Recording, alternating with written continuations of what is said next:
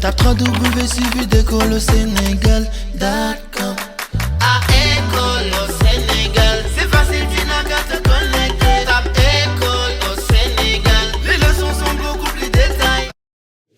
Chers élèves, nous allons aujourd'hui travailler sur la description en expression écrite. Pour les élèves de la classe de 5e, certainement. Maintenant, il faudra rappeler qu'en 6e, vous avez eu à faire ce qu'on a appelé véritablement le récit, c'est-à-dire le texte narratif. Si vous vous rappelez le texte narratif en 6e, vous avez eu à faire les différentes composantes du texte narratif, qu'on appelle d'ailleurs le schéma narratif.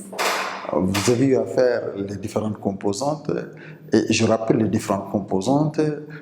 Il y a ce qu'on a appelé la situation initiale, ce qu'on a appelé l'élément perturbateur, il y a ce qu'on a appelé les péripéties, il y a ce qu'on a appelé le dénouement et ce qu'on a appelé la situation finale. Et ce sont ces différentes composantes-là, véritablement, qu'on retrouve dans un texte narratif. Et vous avez eu à faire en expression écrite également la lettre personnelle. Pour la classe de 5e, il y a une leçon qui me semble très intéressante qu'on appelle la description, c'est-à-dire en production écrite. C'est ce que nous avons jugé nécessaire de faire aujourd'hui pour les élèves de 5e. Description, il faudra commencer par définir ce que c'est que la description. Définition de la description, on définit d'abord. Description, ça vient du verbe décrire.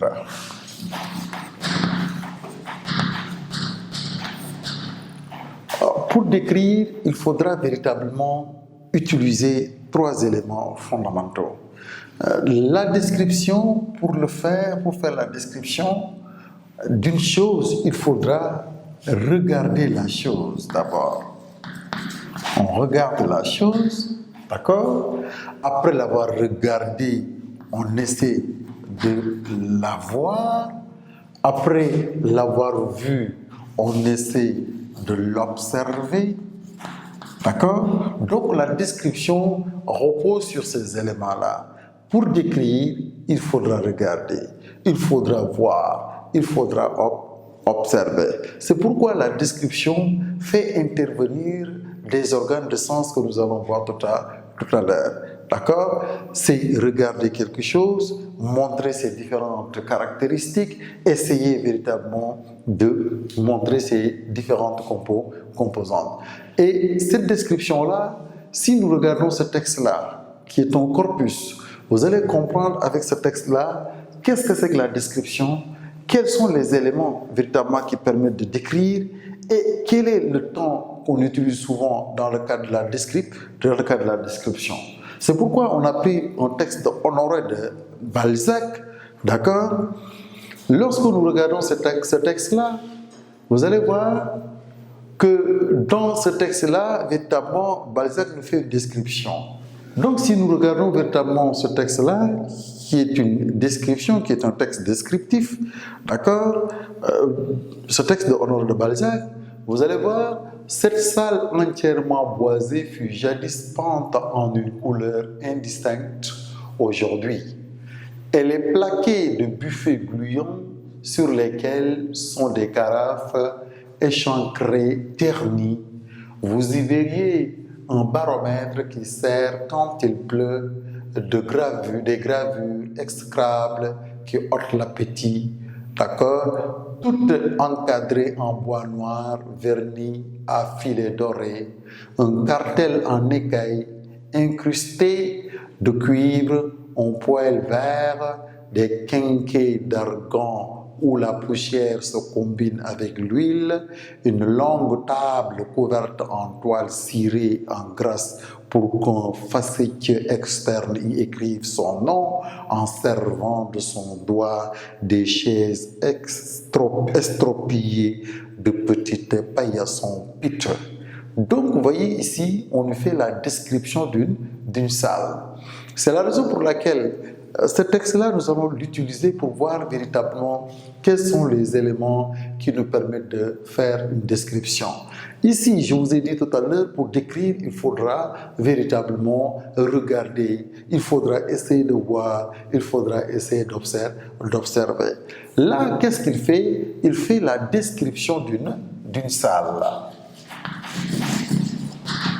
D'accord? Il fait la description d'une salle. Et cette salle-là, nous allons voir comment il la décrit et quels sont les éléments qui interviennent dans le cadre de la description. C'est pourquoi nous allons voir dans le cadre de la description, d'accord? Dans le cadre de la description, nous allons voir ce qu'on va appeler véritablement les organes de sens. Parce que les organes de sens sont très importants quand on fait une description. Les organes de sens qui interviennent dans le cadre de la description.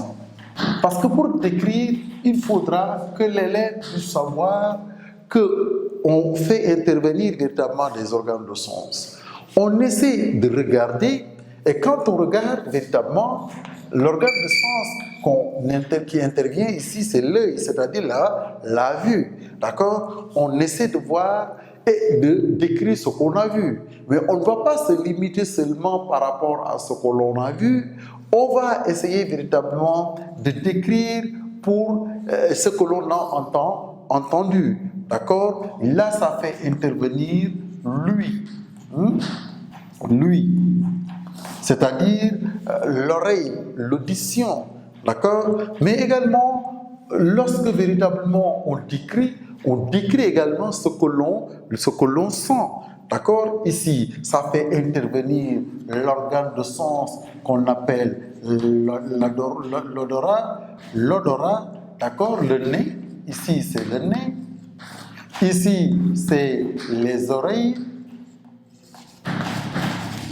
là, c'est les yeux. Mais également, vous allez voir qu'en réalité, ça fait intervenir également le toucher. Donc, tous ces organes-là, véritablement, permettent de nous faire la description.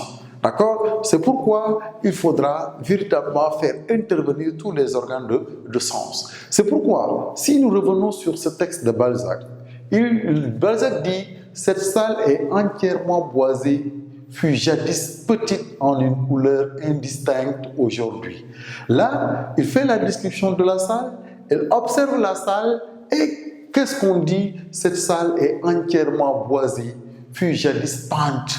Parce que s'il n'avait pas regardé, véritablement, il ne saura pas autant pour moi que cette salle-là était autrefois peinte en une couleur indistincte. Là, vous voyez qu'ici, l'organe de sens qui intervient toujours, c'est véritablement la vue, c'est-à-dire les yeux. D'accord? Donc, chers élèves, lorsque vous décrivez, il faudra bien regarder, bien observer, parce qu'il faudra regarder et voir. Et quand on regarde, on voit, on observe, ça facilite la description. C'est pourquoi ici, l'organe de sens, la vue, c'est-à-dire les yeux, sont des éléments fondamentaux dans le cadre de la description. C'est pourquoi on ne peut pas décrire en fermant les yeux, ce n'est pas possible.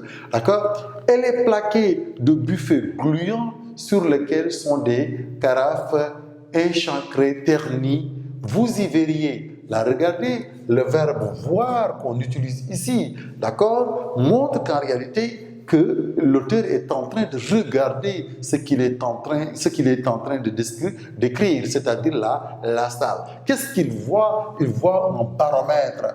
À quoi sert ce baromètre-là? Ce baromètre-là, on l'utilise quand il pleut. On y voit également des gravures exécrables qui heurtent l'appétit. Donc, vous voyez que ici, l'organe qui fait intervenir, qui permet véritablement de faire la description, c'est réellement les yeux, c'est-à-dire la vue. Mais ce qu'il faut savoir, c'est qu'en réalité, vous allez voir que dans le cadre de la description, il y a aussi d'autres organes de sens qui interviennent. D'accord? Là, l'appétit, tout encadré en bois noir verni à filets dorés, un cartel, d'accord, en écaille incrusté de cuivre, un poêle vert, des quiquants d'argan où la poussière se combine avec l'huile, une longue table couverte en toile cirée en grâce pour qu'un facetier externe y écrive son nom en servant de son doigt d'accord, des chaises estropiées de petites paillassons pizza. Donc, vous voyez qu'ici, dans le cadre de la description, vous voyez qu'il y a des organes qui interviennent. Mais ce qui est important, c'est de savoir que dans le cadre de la description, il faudra faire intervenir beaucoup d'organes. L'ouïe, la vue, l'odorat, le toucher, etc., etc. Mais non, en dehors véritablement des organes, il faudra véritablement savoir que dans le cadre de la description, il y a des outils de la langue qui interviennent. D'accord? Pour décrire, il faut qu'on essaie véritablement de voir ce qu'on appelle les outils de la langue. C'est-à-dire, quand on parle des outils de la langue, c'est le vocabulaire. Le vocabulaire qu'on doit utiliser. D'accord? Le vocabulaire qu'on doit utiliser, c'est un vocabulaire véritablement qui doit répondre à un certain nombre de critères, c'est-à-dire d'éléments. C'est-à-dire, je suis en train de faire la description. D'accord? Je veux véritablement faire une description en regardant, en observant.